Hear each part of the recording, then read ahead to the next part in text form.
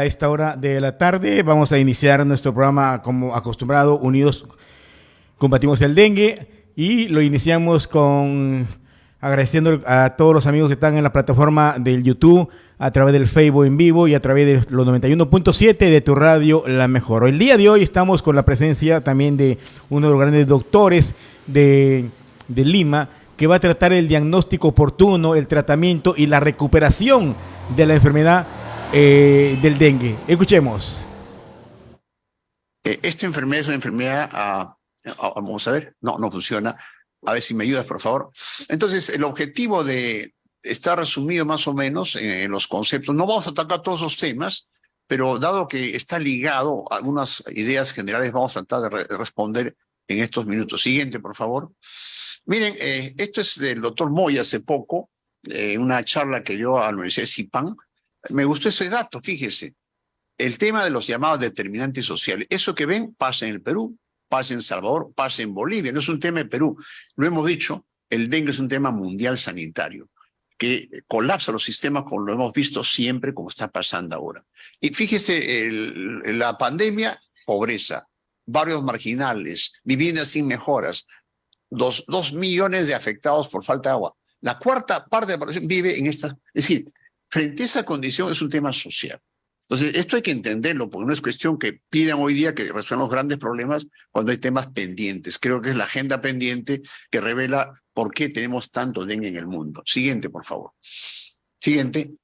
Entonces, se calcula que más o menos esta enfermedad, siendo de gran morbilidad en el mundo, hay 20.000 muertos. Es poco en realidad, entre comillas, pero son muertes que se pueden evitar. Y ese es un poco el mensaje cuando uno maneja clínicamente. ¿Interesa tratar a todos los pacientes? Imposible. ¿Diagnosticar a todos? Imposible. Pero sí llegar a que haya menos muertos con la charla que vamos a insistir en el manejo clínico. Siguiente, por favor. Este es un dato también del doctor Moya, que el problema no es del Perú. Miren ustedes, obviamente ven ustedes cómo Brasil es un continente. Brasil tiene a la delantera junto con Bolivia, pero miren ese dato de la OMS. Gran parte de los diagnósticos no son confirmados. Miren, 31, 19, 48, 50, 16, 24. Es decir, acá en esta brote que tenemos, el criterio clínico, bien importante. El criterio de confirmación va a ser imposible porque colapsa el sistema. No hay pruebas. Las pruebas, la gente se desespera cuando la clínica en general sirve, como pasó en el cólera, como pasó en la enfermedad de Carrión, como en el COVID. Si vamos a estar buscando pruebas, podemos llegar tardíamente. Primer mensaje a la población. Las pruebas es un complemento. ¿Va a ser importante? Sí, pero no es fundamental. Entonces, si yo tengo los síntomas, tengo que hacer caso a lo que me dicen las guías. Me tomo mi agüita como agua, mi agüita, y no el agüita de coco que escuchan en el comentario. Cualquier agüita es buena, ¿no? El agüita es importante, pero el mensaje es que la población tiene que entender que hay síntomas típicos y hay síntomas atípicos. Pero aparte de esos síntomas típicos, atípicos, hay los signos que nos pueden matar. Ese es el mensaje. Haya o no la prueba. Eso es la cosa que estoy viendo ahora en el cono norte. Vemos muchos pacientes no como antes. Y la gente dice, no han hecho la prueba, doctor, pero tienes dengue, no quiero la prueba. Creo que hay que tranquilizar en ese aspecto. La prueba es complemento, como ven ahí. Gran parte de ella es probable. Sobre eso actuamos y diagnosticamos y tratamos. Siguiente, por favor.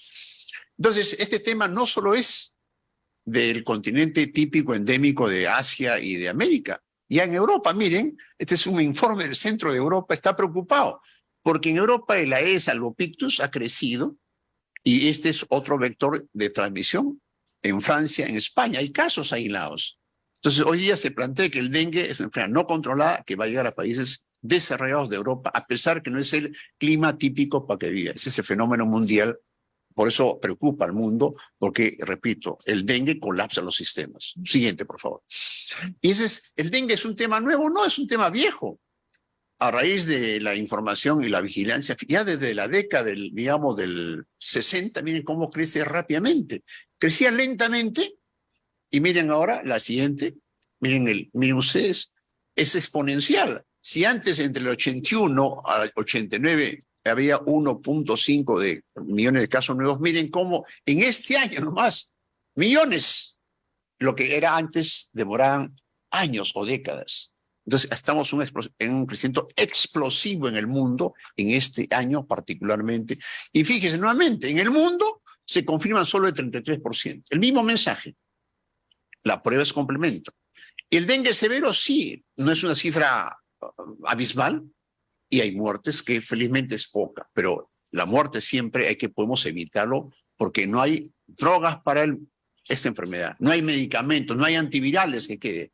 Esta enfermedad se puede confundir, es otra cosa, pero no hay medicamentos. Entonces hay que tratar que el dengue severo cause menos dolor en la población. Siguiente, por favor. Entonces, es un resumen de los problemas del dengue que ya todos conocemos, y hay un tema que hay que evaluar bien en el manejo del mosquito y su resistencia. El tema cómo se está adaptando. Hoy hasta Ica llegó el dengue, ¿llegará al sur? Hay que vigilar eso, porque el clima da sorpresas, y no me extrañaría que en los siguientes años Arequipa tengan el dengue. Ahorita están libres, pero hay que vigilar que no se expandan. Siguiente. Ese es el tema de cuando uno maneja pacientes. Esto estuvimos en la epidemia en Iquitos. 10.000 pacientes, colapsó el sistema. Colapsó todo, las pruebas, el manejo, los recursos. Y fíjese, esto fue antes de el COVID. Y entonces el mensaje es, para que no colapse hay que preparar recursos. Y hay que manejar en el nivel primario para que la gente no llegue complicada. Muchos de estos pacientes llegaban mal manejados, mal orientados. Si tenemos buenos promotores, buenos técnicos sanitarios, buenas enfermeras, buenos médicos en nivel primario, decimos, estos son los signos de alarma para que vayas al hospital, no va a colapsar los hospitales. O sea, van a colapsar porque la gente, todo el mundo va al hospital. Tremendo error cuando esta enfermedad es benigna en general. No es una enfermedad que obviamente es grave toda. Algunas son graves. Vamos a analizar para el enfoque primario. El enfoque es que no derivemos pacientes ya complicados porque colapsa como colapsó hace años. Siguiente. Entonces, esta es la información que voy a pasar rápidamente, que usted lo conoce. Siguiente. Siguiente. Y miren, esta es la curva exponencial que probablemente matamos récords de casos este año. Si esto no logramos abortarlo, probablemente viene el niño y esto tenemos que prepararnos. Por lo tanto, esta curva de 79.000 con 84 ya rompió récords. Entonces, frente a eso, tenemos que prepararnos los profesionales para que en esta exponencia haya menos muertes y menos casos severos. Todavía las defunciones son pocas, fíjese, pero ya superaron al año 17, que fue la peor. Estuvimos en Piura con el doctor Lachira, tratando de apoyar, y recuerdo ahí el Hospital Santa Rosa crearon nuevas áreas artificiales, nuevos módulos, que creo que tienen que crearse hoy día. Si vemos esta proyección, para manejar pacientes, ya los hospitales no van a ser, no dan abasto.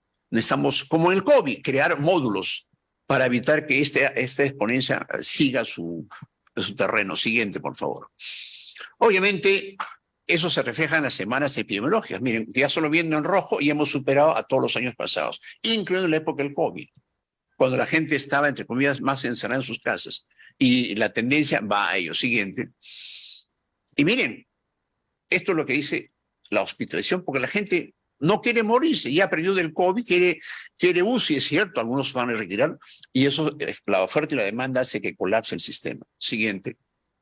Entonces, nosotros el año 5, en esta publicación, está la actual viceministra, Karim Pardo, el doctor Suárez, ex viceministro, cuando vimos el tema en Lima. En Lima, el año 2000, en los conos había Aedes, pero no están infectados. Y el 5, el primer brote del cementerio que queda en el kilómetro 13, causó el primer brote que tuvimos, y ahí está un tema que ya la gente debe cambiar. Hablamos de dengue hemorrágico. Eso quedó en el mundo desde Cuba como un concepto clínico, dengue hemorrágico. En realidad es un signo de alarma importante, pero no es hemorrágico, de eso no se mueren usualmente. Entonces ese concepto es importante, es dengue severo. Eso lo publicamos porque hubo el primer brote importante en Lima, que ya Lima es endémico. Siguiente, por favor. Entonces, obviamente, vimos lo que se ve clásicamente, el rash, ¿no? Estos son los pacientes y los periódicos. Dengue en Lima, pero ya lo vivimos, el dengue ya no es novedad, ya no vende, pero el dengue en Lima se ha expandido hoy día por casi todos los conos, incluso Cercado y casos en La Molina. ¿Significa que puede llegar a todo Lima? Difícil, porque hay barrios que tienen las condiciones que permiten que se mantenga el mosquito, pero no hay que bajar la alerta sanitaria y la vigilancia. Esto ya escapó al cono norte. Tenemos casi todos los conos. El cono norte históricamente es que aporta, pero esto puede pasar incluso a lugares que ni siquiera tienen las condiciones para que el mosquito se reproduzca, porque hay sorpresas. El mosquito no ve distritos. El mosquito no dice, no voy a Magdalena, pueden ir. No hay las condiciones, sí, pero hay que prepararnos a cuidar los floreros y todo lo que es la parte preventiva. Siguiente. Vamos a pasar a la parte clínica y el manejo. Siguiente. Miren, este es mi paciente que hemos tenido en el hospital y miren su mano hinchada. Era el 11º día. Una cosa que antes no veíamos. Veíamos la fiebre, el dolor de cabeza, el malestar, los náuseas y vómitos, el rash, y luego no puede doblar. Ayer lo vi, una técnica de Cayetano, y revelaba que estábamos viendo cosas atípicas. Es lo interesante en el mundo y en Perú. Entonces el médico tiene que ver lo típico y lo atípico para tomar decisiones en el nivel primario o secundario. Siguiente. Y miren, este cuadro me gusta. El dengue puede ser cualquier proceso infeccioso. Es el mensaje que tenemos que grabar. Hay lo típico que vamos a analizar, pero puede ser cualquier enfermedad. Y ahora que estamos con muchas iras en Lima y en muchas partes en Cusco, pueden ser confundidas una ira o puede tener las dos cosas. Yo he tenido hace 3 semanas una enfermera de Cayetano que tuvo dengue y tuvo ira, influenza. Y eso no es extraño, porque estamos hoy día en Lima, gran parte de mucha gente con problemas de iras. Entonces, si bien el dengue clásico vamos a analizar, puede ser una fiebre, cualquier fiebre, sinónimo de dengue. Entonces, ese es nuestro chip. Hoy día, en pleno brote, en los conos, tenemos que pensar que cualquier fiebre es inicio de dengue. Siguiente. Entonces, siguiente, por favor. Ustedes ven en ese cuadro los diagnósticos diferenciales. En Lima, ¿qué tenemos? En Lima, malaria no tenemos. Leptospira tenemos en Iquitos, en toda la Amazonía, o las zonas pochinas donde la gente bota basura y hay ratas. Fiebre amarilla no tenemos. Hepatitis sí tenemos. Zika ya están retiradas. Y chikungunya ha vuelto chikungunya. Y chikungunya se puede parecer. Entonces, entre las enfermedades que pueden dar un cuadro parecido, es chikungunya en el norte. En Lima no tenemos. Entonces, dependiendo del área, hay enfermedades que pueden confundir o ir juntas, como pasa en Loreto. Leptospirosis con dengue, mis amigos de Iquitos ya lo conocen bien, las coinfecciones. Por lo tanto, puede haber distintos síndromes. Un típico cuadro agudo, un típico con rash, como ven ustedes, o que sangre, o un paciente complicado venga con los ojos amarillos. Siguiente. Entonces, también un paciente con VIH puede debutar. Es lo menos frecuente, y una sepsis, a veces hay pacientes por otros focos, y riquecias que también dan rash como este paciente. Entonces, la lista es larga. No pensemos que todo es dengue o no es dengue. Siempre hay que tener criterio epidemiológico. ¿De dónde vienes? ¿No? ¿Qué has comido? Si tiene, por ejemplo, comió queso fresco y tiene fiebre y anemia, es brucelosis. O si come en la calle cochinada, fiebre, cefalea, hepatitis, fiebre tifoidea. Y tifoidea estamos viendo, porque la pobreza ha aumentado. Por lo tanto, tifoidea es un buen diagnóstico diferencial porque los síntomas son muy parecidos. Lo único que no tiene tifoidea es el rash. Eso sí no lo tiene. Y las mialgias que tampoco, pero ojo, a veces podemos confundirnos. Siguiente, por favor. Entonces, este es bien importante, las coinfecciones. He puesto en rojo lo que estamos viendo en Lima, la parte baja, y arriba en la Amazonía. Entonces, no todo es el echar la culpa que los síntomas son por dengue. Pueden tener las dos cosas juntas. Entonces, ahí viene el criterio epidemiológico. Por ejemplo, dengue da dolor de cabeza, fiebre, cefalea, pero no da tos. Si un paciente tiene fiebre, cefalea y tiene tos, pienso en alguna infección, influenza, sincitial respiratorio, qué sé yo, y también COVID. Felizmente hay pruebas hoy día que podemos hacer y manejar de manera mucho mejor como antes no se hacía. Entonces, fíjese, dependiendo de los síntomas, uno puede decir tienes o solo o acompañado. Leptospirosis es indistinguible, pero leptospirosis da más lesión pulmonar, da más dolores musculares y ojos amarillos. Entonces, leptospira, si no lo trata, se muere 10%. Entonces, yo prefiero darle antibiótico a un paciente con dengue con leptospira o decirle que es dengue solo, porque dengue no hay terapia. Leptospira, sí hay terapia. Igual tifoidea, dale tratamiento con dolor de cabeza, fiebre, ¿Dengue o tifoidea? Le doy tratamiento para tifoidea, porque no quiero que se me muera. Fíjese, esto es bien importante en el manejo en lugares pobres y lugares como Lima. Lima es pobre también. Entonces no pensemos que todo es igual a dengue y el paciente llega complicado, no por el dengue, sino porque tuvo otra infección asociada. Bien importante este diagnóstico diferencial, por eso los médicos, las enfermeras tienen que preguntar antecedentes. Por ejemplo, en una casa hay varios cuadros de infección respiratoria y un caso de dengue puede tener ambas enfermedades. Siguiente, por favor. Este es un cuadro que me permite un poco dialogar cómo todo es dinámico, todo es cambiante. Yo recuerdo cuando estuve en Cuba, este famoso cuadro de mis amigos, el doctor Puría, fallecido, Guzmán, hablaban del famoso dengue en la primera semana de shock y hemorragias, un tema que ya no se emplea hoy día, pero esto no ha cambiado, porque el daño se produce siempre en los primeros días, donde el paciente puede entrar en shock y fallecer. Es la fase crítica. Eso no ha cambiado. Lo que ha cambiado es hablar ya de hemorragias como un tema que antes. Pero eso me permite enfocar que era el concepto clásico donde la fisiopatología no se conocía bien. Recuerden el COVID, hoy conocemos mucho la fisiopatología y vemos que el COVID también afecta a todo, no solamente el aparato respiratorio. Eso ha pasado en dengue. Ese concepto cambió el 2009 cuando se vio formas ya atípicas que no eran tan raras. Siguiente, por favor. Siguiente. Entonces, ¿por qué se produce este daño en uno o más órganos? Recuerden el COVID. Tormenta de citoquinas, que se dan muchas enfermedades, ¿no? Y miren, el dengue fue publicado el año 2002 como a mayor cantidad de virus bajan las plaquetas y por lo tanto también afectan el endotelio y se fuga el agua fuera del organismo, la parte sana. Siguiente. Y miren, esto es un dato importante. Todos llaman de la prueba el antígeno NS1 para la primera semana. Pero resulta que el antígeno NS1, miren ese cuadro, este es un colombiano que presenta una conferencia, cómo es una proteína la más desgraciada. El NS1 es la que desencadena todo el daño. Miren ustedes ahí, siguiente. Y este daño causa lo que ya se conoce hace años como una sepsis, daña el endotelio, y el endotelio afecta a todos los órganos. Esto es un concepto en una revista de cardiología que sirve para entender el daño que hoy vemos en dengue. No solo es el sangrado, la hemorragia como antes, sino otros daños. Miren ustedes, todos los órganos pueden ser dañados y vamos a verlo. Siguiente. Miren esto, este es un poco un resumen de lo que hoy se sabe, que los mediadores que hemos hablado a través del NS1 generan estas citoquinas malas que generan daño en el endotelio, sale el agua y comienza el paciente a llenarse líquido en muchos lugares.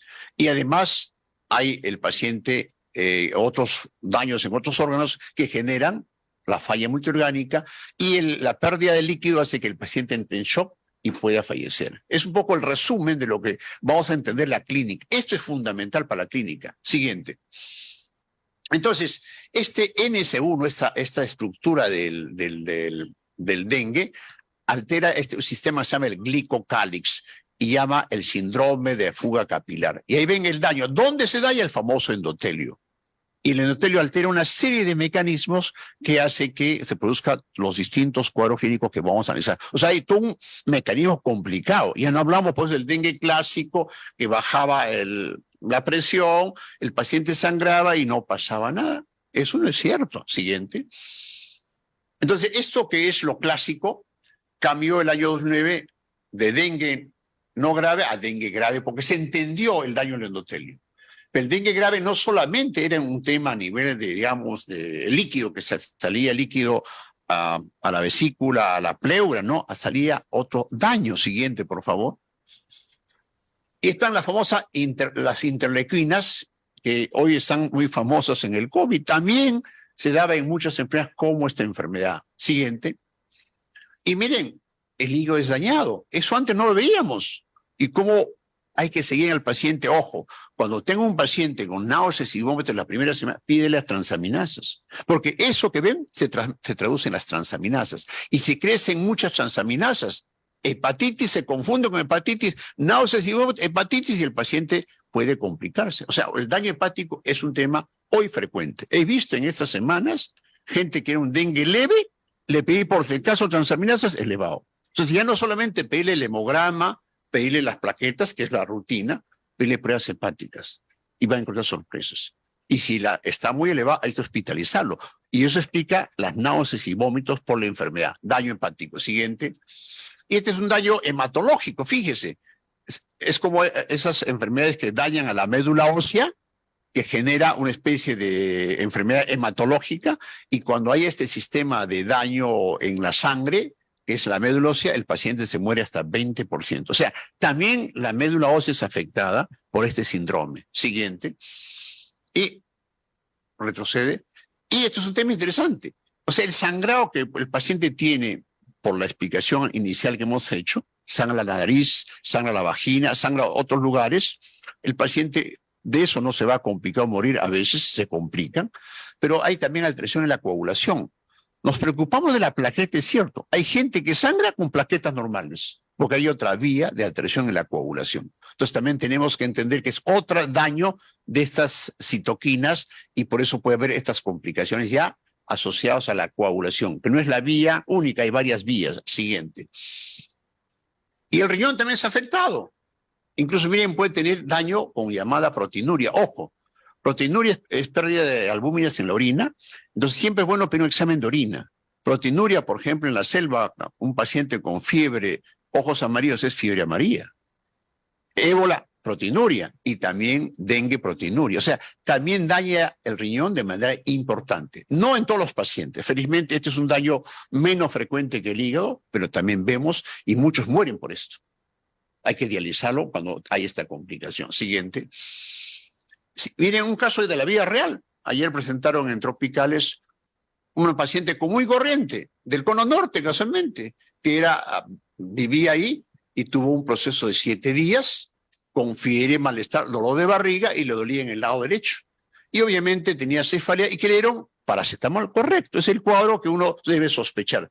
Cono Norte, con mayor razón. Siguiente. Siguiente. Si el paciente comenzó a tener, digamos, esas molestias y a presión, hematomas, ojo, sangrado en miembro inferior. Siguiente. Y el paciente tenía mucha polidipsia y estaba con insomnio y tenía vómitos, por eso va al hospital. Síntomas de alarma, vómitos persistentes. Comenzó con un proceso infeccioso y vómitos. No le calmaba el paracetamol. Ese es lo típico del paciente complicado. Lo vieron en emergencia, ojo, fiebre muy alta, vómito persistente y tiene sangrado, mejor se queda, y se quedó. Siguiente. ¿Cómo hacemos usualmente para la hospitalización? Siguiente. Siguiente. A ver. Entonces, motivo de ingreso al hospital, ves que no tolera. Eso es un motivo muy frecuente que vemos hoy día en los hospitales, centros y postas. ¿Todos van a llegar a esto? No. Siguiente. Entonces, ¿qué hizo? Se le hizo un electrocardiograma y se encontró que tenía problemas que sospecharon miocarditis. Siguiente. Y se le hizo además una ecografía. La vesícula inflamada, llena de líquido. Es una forma nueva que vemos desde hace años, ya no solamente que hay derrame de la pleura, sino de la vesícula. Y hay gente que puede debutar en una colecistitis, ser operada por emergencia y en un dengue. Eso pasa en el BRAE. Tengo un amigo que ha operado 15 casos de colecistitis sin cálculo. Otra forma, entonces es importante una ecografía como este caso. O sea, dependiendo del paciente, no todos van a hacer ecografías. Si hay vómito persistente, un paciente tiene ya cosas raras, mejor una ecografía. Felizmente confirmaron. Eso simplemente es parte del daño de la salida de líquido a varios lugares fuera de lo común. Siguiente. Y miren, ahí está lo típico, tuvo plaquetas bajas, eso no es novedad, vamos a analizar eso. Las pruebas hepáticas están un poquito elevadas, ¿ok? Daño hepático, como he dicho, y confirmaron que el dengue, con la prueba que vamos a ver, el ELISA era positivo. O sea, era un dengue típico, y por ese caso se le pidió por las pruebas hepáticas hepatitis B negativo, C negativo, sífilis por si acaso, y por si acaso otros virus. Siempre es bueno por si acaso, ya está hospitalizada.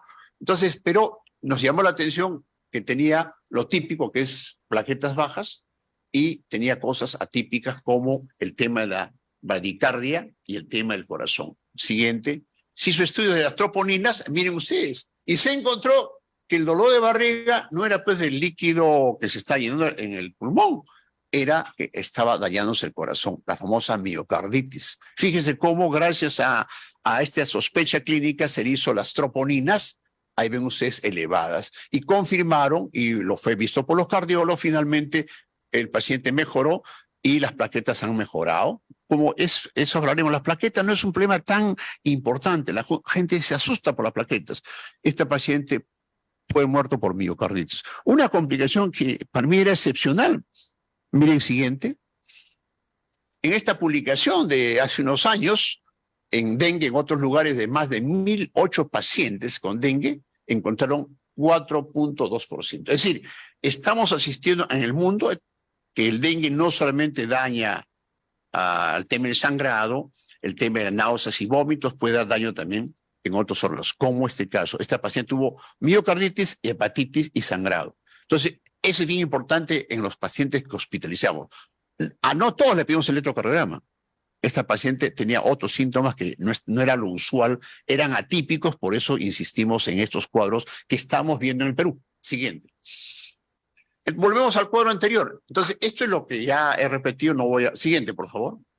Entonces, ¿cómo se sabe que el paciente está yendo bien o mal? Es un cuadro por peruanos, hecho por mi amigo Sigüincha, todo un aire y fiestas, publicado en esta revista el 2011. ¿Qué cosa vemos? Esta es la epidemia, que los síntomas de fiebre, cefalea, dolor de los músculos, dolor de barriga, vómitos y rash bajan en la primera semana. Es la evolución buena. Entonces, cuando uno tiene en el nivel primario una posta, un centro o un hospital, cuando llegan pacientes, esto es lo usual. Recuerden la paciente anterior, la fiebre persistía. Ojo, tenía náuseas y vómitos que no calmaba.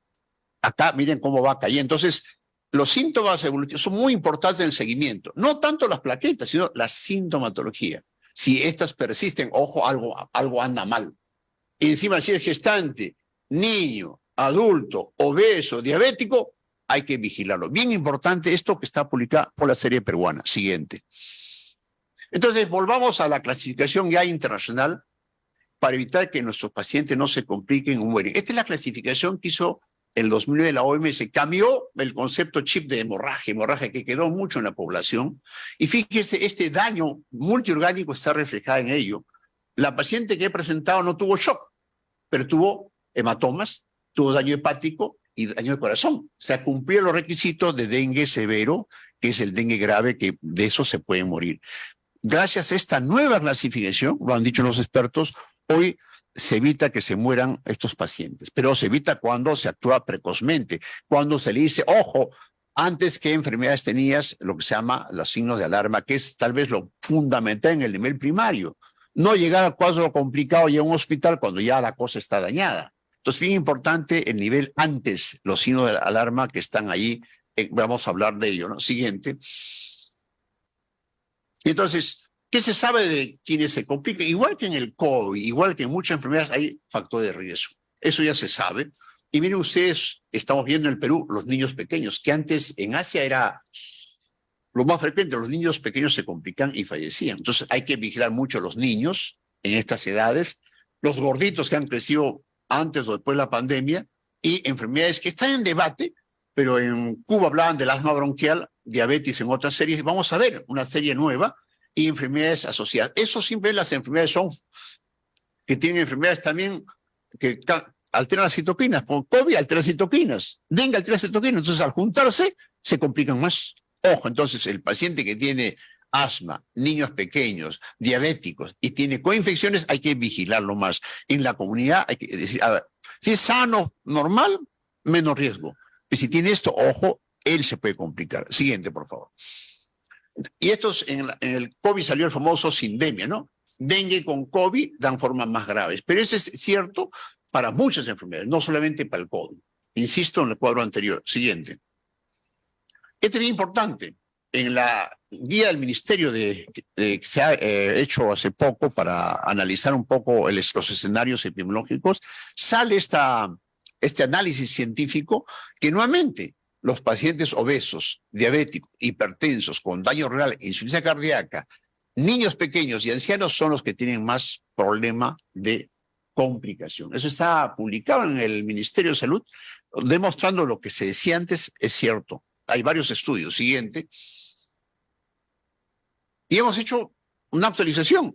Es cierto, esta es una revista de Tropical Medicine Internal Health del año pasado, dice, factor riesgos para la mortalidad, lo que hemos analizado, es una revisión de miles de pacientes, miren ustedes ahí, que concluye esta revisión, sería bueno que ustedes lo vean, que es las primeras grandes revisiones para quienes pueden morirse más. Si bien son pocos, fíjense acá, mortalidad 5.13%, es un metaanálisis, son los diabéticos, los que tienen plaquetas muy bajas, daño renal, los que ingresan a UCI, obviamente vienen complicados, alteración mental, shock, ya sabíamos, frecuencia alta, taquicardia y hepatitis. Ojo, entonces estos son los que tenemos que monitorizar.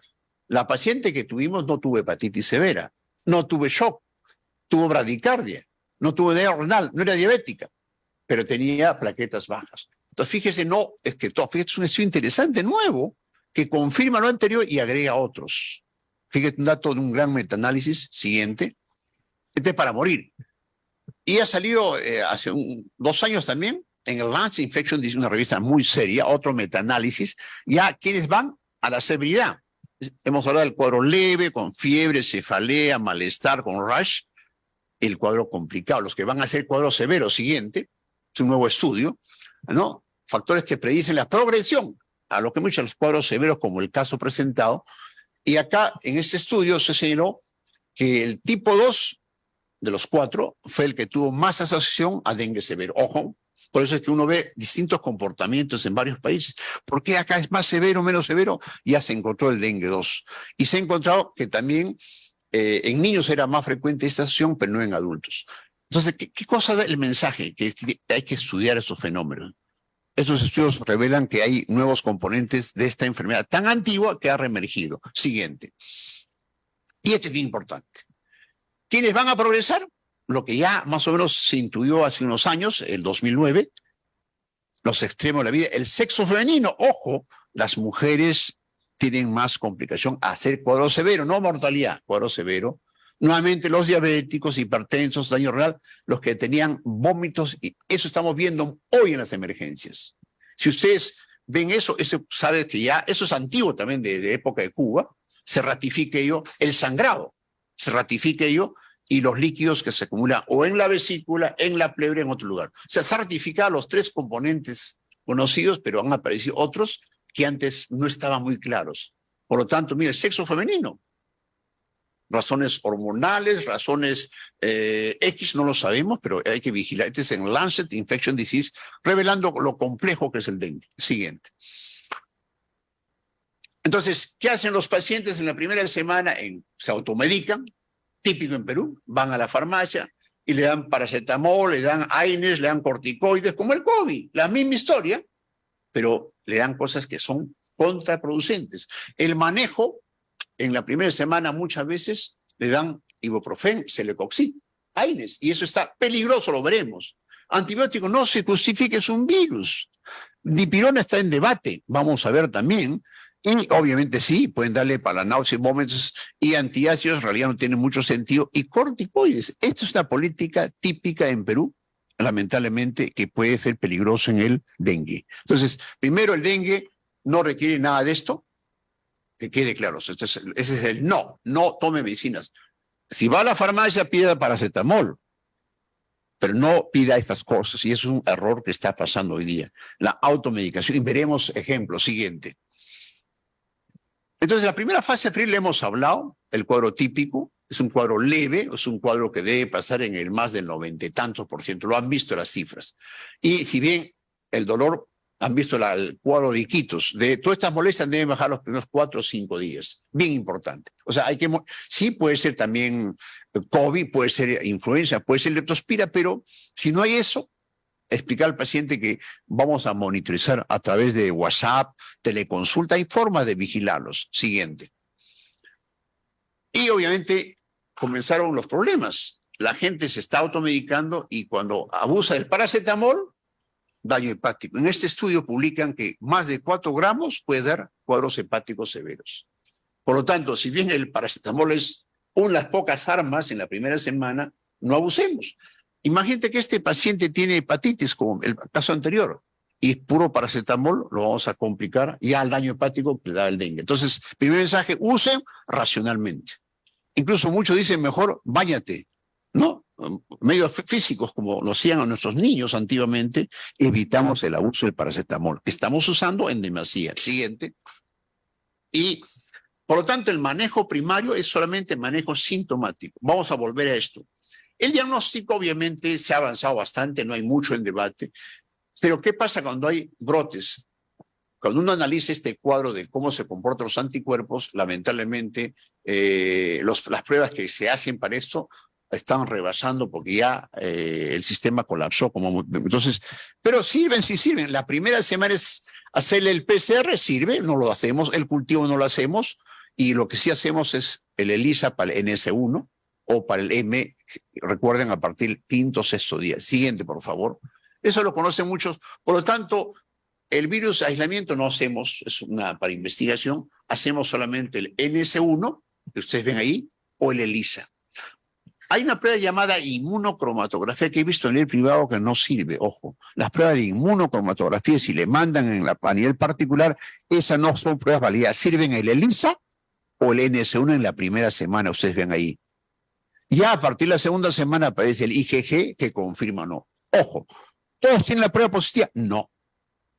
La gran mayoría sí, pero lo que manda es la clínica. Eso es una prueba complementaria que cuando hay brotes colapsa el sistema. Entonces el médico o la enfermedad tiene manejo sindrómico que he insistido. Y esto si se puede, se hace, pero no creamos psicosis al paciente. Hemos visto que un médico anda a tal lado, el paciente desesperado por la prueba y no los signos de alarma.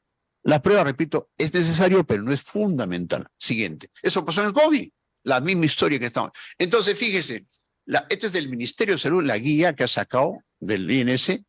Las pruebas inmunocromatográficas tienen mucha variabilidad y no deben usarse. Ojo, lo he visto en muchos pacientes en estas semanas. Las pruebas son las que se emplea el ELISA S1 o IgM en la primera etapa.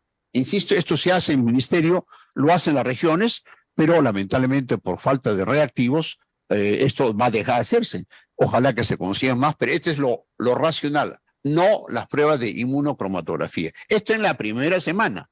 Y en la segunda semana, repito, si sale el IgG a buena hora, pero eso ya es la etapa donde ya el paciente está recuperado. Siguiente, por favor. Entonces, sigamos con la fase crítica. Si el paciente está yendo bien, han visto el cuadro de Iquitos que va cayendo, pero mire, ya estamos en el quinto, sexto día, el paciente ya comienza los signos de alarma. Ya no mejora el paciente. Pues lo expliqué, hay una alteración del endotelio, ¿no? Y todo lo que expliqué en la parte de fisio, y el paciente comienza a complicarse.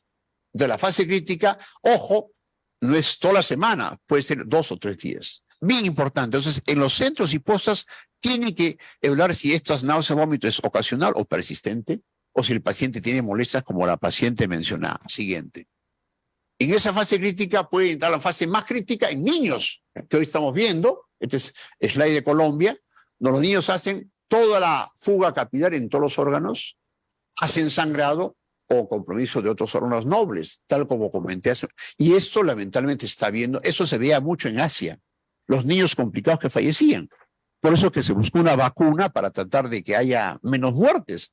Y felizmente la vacuna Takeda funciona a partir de los 4 años. Por eso se hizo la vacuna, para evitar que se mueren estos pacientes. Pero hoy estamos viendo eso en el Perú, un cuadro nuevo. Niños afectados que antes era raro, un nuevo comportamiento. Y el niño, miren, hace una serie de compromisos parecidos o más que el adulto. Siguiente.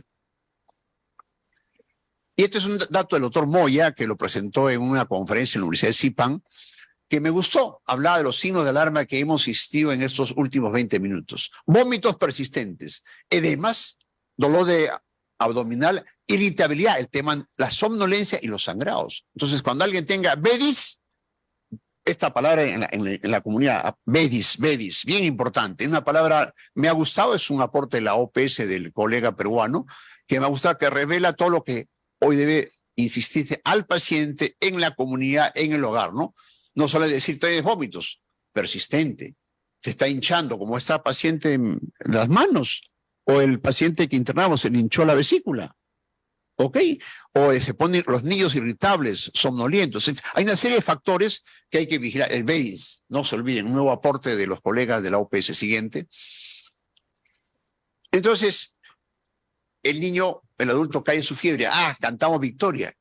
Si el paciente tiene en esa primera semana ya la tormenta de citoquinas, la fiebre no es un buen parámetro. El paciente puede estar complicándose. O sea, la gente, me cayó la fiebre, pero se olvida de las otras molestias. Bien importante. Siguiente. Entonces, viene el estudio DENCO, que fue publicado hace años, vienen, lo que insisto, estos signos de alarma comienzan a aparecer en la primera semana, cuando uno dice que ya está retirada. Ya el dolor de barriga es persistente, hay sangrado y el trastorno sensorio que han visto en el último estudio ya revela que sí es importante para ir a la gravedad. Esto fue estudiado hace años, se ha confirmado en el último estudio del trastorno sensorio, que a veces no hacemos caso. Solo nos preocupamos del sangrado y dolor de barriga, lo clásico. Nos olvidamos del trastorno sensorio, un tema muy importante que puede ser de alta letalidad. Siguiente.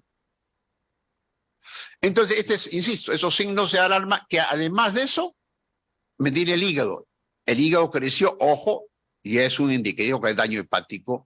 Y clásicamente siempre pensamos en el derrame pleural o la citis, hay que crear la colecistitis, como el paciente menciona. Colecistitis, si no hacen ecografía, nunca va a diagnosticar. Siguiente.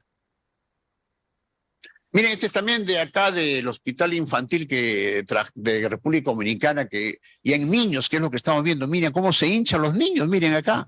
El dolor de barriga, la somnolencia, la irritabilidad, como una encefalitis o meningitis, ¿no? El sangrado y los edemas.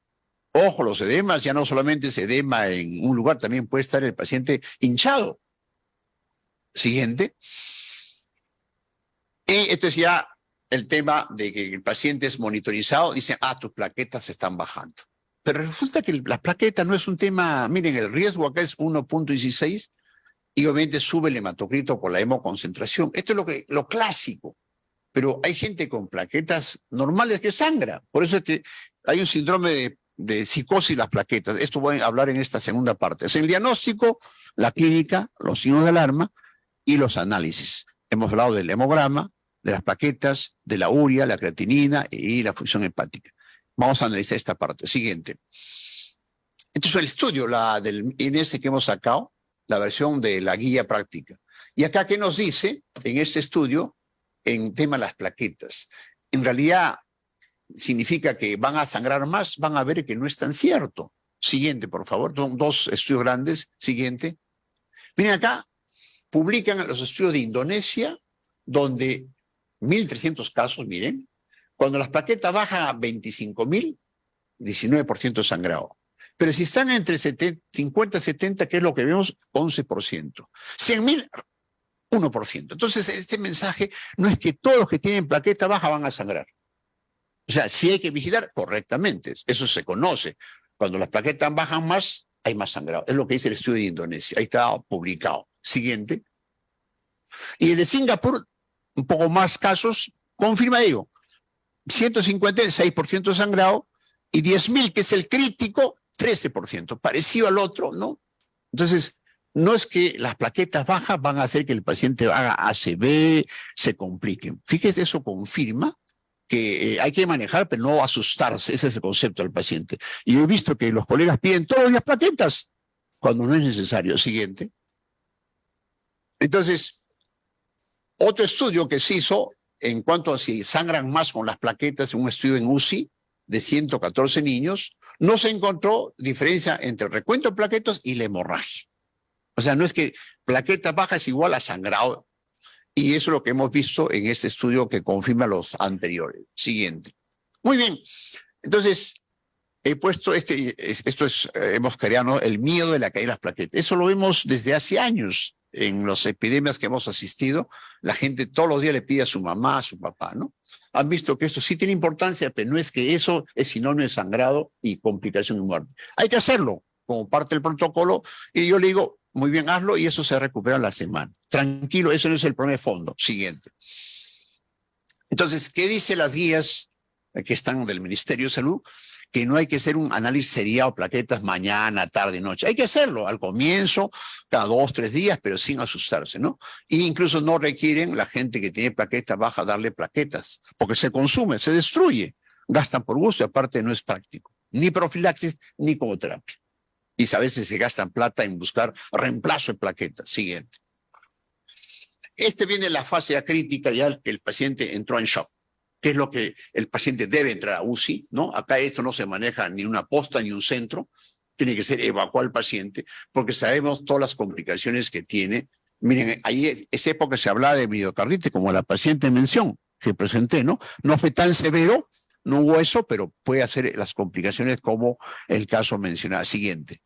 Y esta es la fase crítica, obviamente, que significa que los signos que hemos mencionado, significa que va a venir el shock.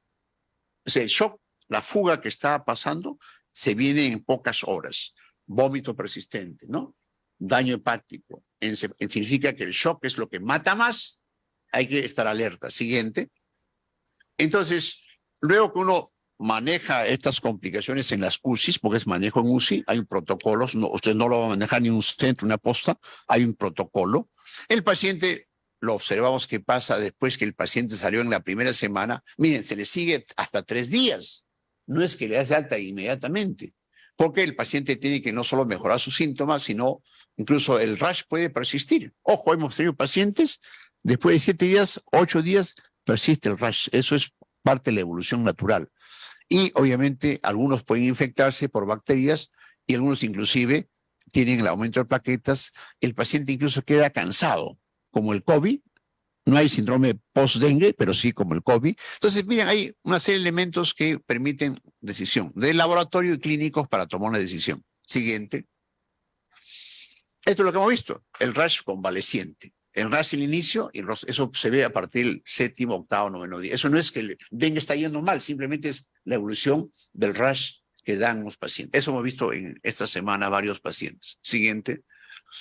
Es la paciente que mencionamos, ¿no? Ya hemos comentado como un ejemplo de rash persistente, ¿sí? Y edema. Entonces, cuando un paciente es manejado ya a nivel ambulatorio, que es el objetivo de esta presentación, tiene que vigilarse todos los signos de alarma, hay que ver las funciones vitales y hematocrito y plaqueta, como hemos comentado. Eso se ha dicho, reiteramos lo mismo. Siguiente. Esto es bien importante. ¿Cuándo evacuar un paciente? Por la gravedad del caso. Ahí está claramente. Signo de alarma, no hay discusión. Gestantes, niños y ancianos. Es un tema nuevo que hay que hacerlo. Antes las gestantes eran y ancianos, hoy los niños. Y han visto cómo los diabéticos, hipertensos, renales también. O sea, ya agregamos otro. Muy parecido también al COVID, ¿no?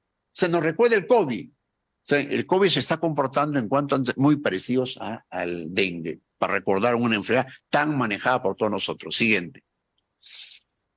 En la gestante hay series que revelan que es la que se complica más, o se complica con abortos, óbitos fetales, sangrado, y el paciente fallece. Entonces es un grupo que no podemos discutir. Gestante que no tenga signo de alarma, hay que hospitalizarla. Es mejor vigilarla, porque puede ser un desastre en estos brotes. Siguiente. Y para resumir, entonces, en conclusión, ¿qué hacemos cuando el paciente no tiene nada? Está en un cuadro agudo, febril, en realidad, hemograma cada 48 horas, darle bastante líquidos, incluido el agüita de coco que me han preguntado, y solamente el paracetamol. Y miren, no hay, insistimos nuevamente, y siempre se le dice en el centro, en la posta, mire, estos son los signos de alarma. Ese es lo más importante. Y por teléfono, inclusive, yo tengo varios pacientes y le doy mi teléfono, porque a veces la posta está ocupada de sábado a domingo por teléfono. Siguiente. Y este es bien importante. Este también hemos sacado de una revisión de las guías del Ministerio actualizada del INS, como, miren, acá hay estudios ya antiguos, 2 estudios y 68 estudios, como el uso de AINES, tipo, ahí ven ustedes, hemorragia, histia y perforación, uso de exceso de ibuprofeno. El ibuprofeno se ha usado mucho en la pandemia del COVID, se está usando hoy día. Es barato, es cierto, pero miren lo que puede pasar. Y puede ser sangrado y perforación, como ese estudio publicado. Por lo tanto, tengamos mucho cuidado de usar AINES, que incluyen celecoxib, meloxicam y todos los AINES. La gente le gusta los AINES para calmar el dolor, la cefalea, etc. Yo he visto en clínicas usar también AINES. Por favor, tengamos mucho cuidado. Esto es un análisis contundente de que los AINES son peligrosos. Siguiente. Entonces ya entendió que no AINES, ¿Qué pasa con los signos de alarma? Y está estos están en los manuales y protocolos, no voy a detenerme en ello. Como, aparte del hemograma que hemos señalado y las plaquetas, hay que hidratarlo viendo menos. Especialmente el paciente está vomitando. Hay que darle, y eso están haciendo felizmente en muchos hospitales, y eso significa que tenemos que tener los stock para que haya estas soluciones. No tengamos el problema del cólera. En el cólera faltó soluciones.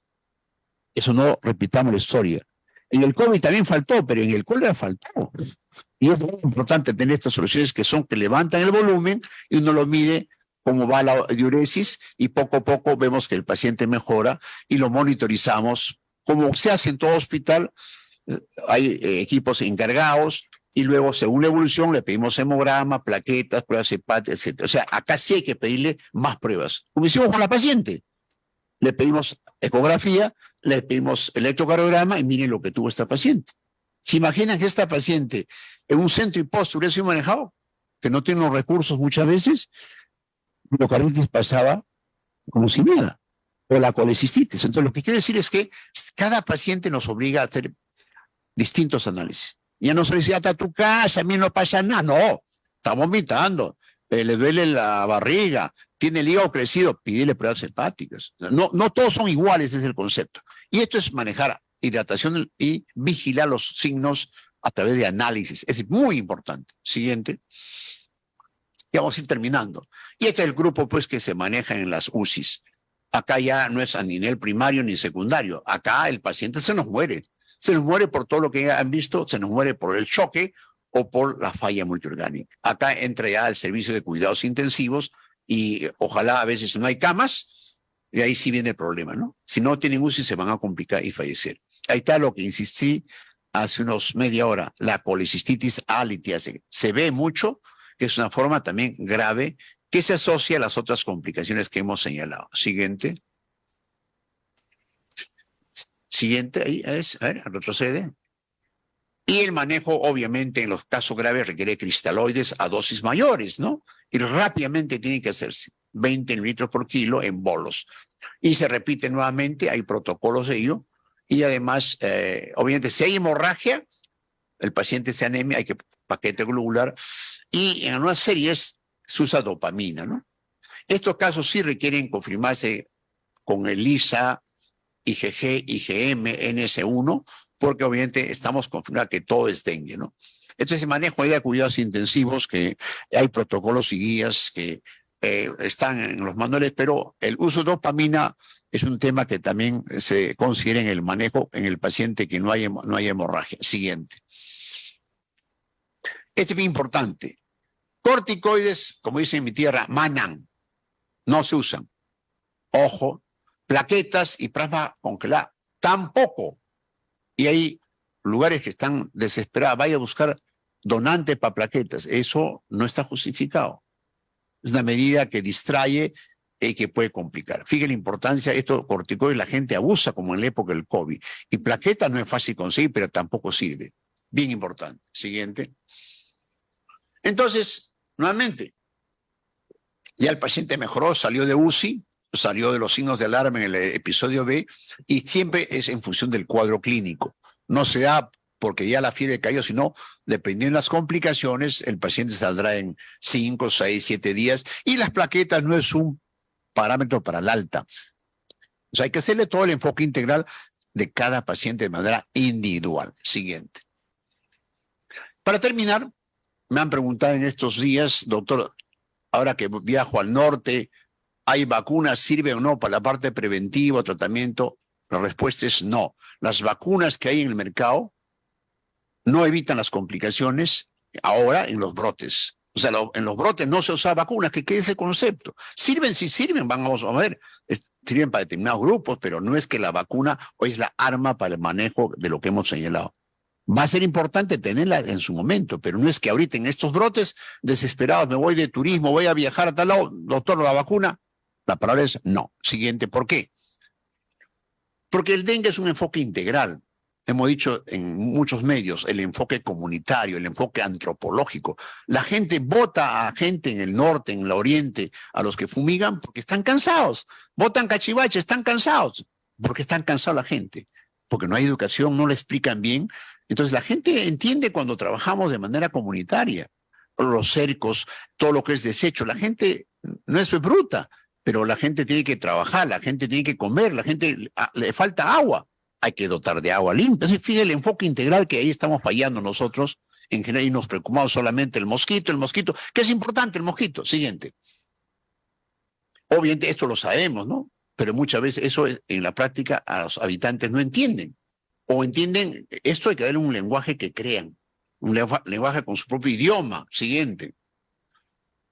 Y miren, esto ya salió hace años. Estamos por la lucha, sí, en el mundo. Ojo, esto no es un problema de Ancash ni en Cusco, esto es un problema mundial. Estamos perdiendo, por lo que dije al comienzo, ¿no? Pobreza, miseria, hacinamiento, crisis sanitaria, etcétera. Siguiente. Entonces, apareció el boom de las vacunas. Fíjese, para el dengue demoraron 20 años para hacer la vacuna siguiente. Solo vea para terminar. Fue publicada en el New England en el año 15 siguiente. Esta es la vacuna Sanofi. Ahí está, se hizo investigación importante, incluso en Perú. Siguiente. Siguiente. Siguiente.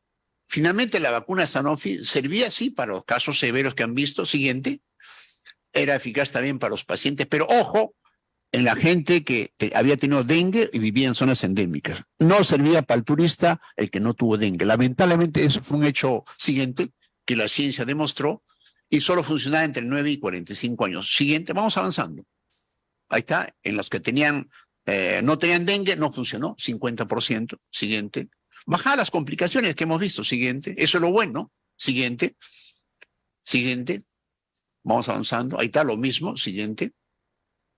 Dice, varios países comenzaron a comprarlo e investigar. Siguiente. Incluso en el Perú llegaron. ¿Qué dijo la OMS? A veces se equivocan, ¿no? A veces se equivocan, a veces aciertan. Siguiente. Dijo, efectivamente, en lugares de alta prevalencia hay que usarlo a partir de los 9 años. Eso es un poco lo que se recomienda y con 3 dosis. Lamentablemente no es que se usa en una dosis, te mejoró, 3 dosis. Siguiente. Y eso ya ha hecho que, ahí están las 3 dosis, a los 0, 6 y 12 meses. Fíjate, ¿cuánto durará este brote? No durará todo el año, capaz 4 o 6 meses. Por lo tanto, ya la vacuna no va a funcionar, pues a los 6 meses requiere. Pero en estos grupos reducidos de las zonas endémicas. Siguiente. Esto es lo mismo. Siguiente. Incluso ha sido aprobada en Europa para este tipo de restricción, pero ojo, señala que en niños que no han tenido el virus aumenta el riesgo de enfermedad grave. Ojo, es que quede, o sea, los niños que no han tenido enfermedad, vacunarse podría aumentar el riesgo cuando de dengue. Siguiente. Y termino, obviamente, siguiente, vamos avanzando. Takeda es tal vez una de los japoneses que usan 2 dosis, se han estudiado también en el mundo. Siguiente. Y Takeda es siguiente, vamos avanzando. Fíjense las publicaciones que en nuevas, siguiente, que concluyen Takeda que sirve en mayores de 4 años y acá la diferencia en gente que haya cursado o no a la enfermedad. O sea, no protege al que tuvo dengue y no tuvo dengue. Y es bien importante y sea 2 dosis en 3 meses. Pues es una vacuna que probablemente sea también usada para los siguientes brotes que tengamos. Creo que sí tiene importancia, pero el actual brote ya llegamos tarde, como decimos. Siguiente. Siguiente. Y fíjese, esta vacuna última protege 84% de hospitalizaciones y casos sintomáticos 61%. Se parece a la vacuna influenza. No protege 100%, pues sirve por lo menos 60% de casos sintomáticos. Siguiente, siguiente, siguiente. Entonces, ese concepto lo fijo. Ninguna de las vacunas aprobadas se usa en el mundo en contexto de brote. Que quede eso claro, porque nos consultan, no todo lo puedo comprar y hay. No, tranquilo, lo buscaremos, el ministerio hará todos los estudios para que se tenga, sí, creo, para el próximo año. Pero ahorita sería no correcto, hay que decir lo siguiente. Y termino, ahí están las vacunas que hemos mencionado, no, hay también en la brasileña con la norteamericana, la cubana. O sea, hay estudios que van a darse, es un avance de la ciencia. Ojalá para el próximo tengamos ya la cubana o la brasileña y se sumen a estas 2 que hemos señalado, que el ministerio evaluará costo-beneficio, etcétera. Siguiente. Y termino ya, finalmente, este es el enfoque integral. El dengue no es un tema clínico, no es un tema de la ecografía, no es un tema, sino del enfoque integral, cuyo objetivo principal es atacar al mosquito hoy día. Al mosquito tenemos que entrarle con todo. Esa es un poco la estrategia de la guerra. La prioridad es el mosquito con todos, los gobiernos locales, todo promotor. En fin, este es el concepto fundamental de control hoy día. Y segundo concepto es evitar que se mueran por la charla que he señalado, reconociendo todos los síntomas que pueden complicar al paciente. Si hacemos esto, y hemos ganado el Perú en todo este brote actual. Siguiente. Ese es el desgraciado, como digo, ese es el que hay que trabajar. Y si se puede, hay experiencia, esto no es una cosa nueva, pero hay que trabajarlo pues con todo lo que tenemos para el control. Insecticida, repelente, en fin, ya ustedes conocen esto más que yo. Siguiente. Y miren, incluso en el mundo se está buscando que estos mosquitos desgraciados se les está esterilizando, se les está modificando genéticamente y se les están dando bacterias del género Warwickshire. Entonces ya se trabaja en el control biológico. Eso obviamente en Cuba hay experiencias, en otros países de Europa, en Estados Unidos. Ojalá que tengamos que este mosquito desgraciado pueda ser inactivado en el futuro con el control biológico. Es una línea de trabajo importante. Siguiente. Y acá termino, ¿no?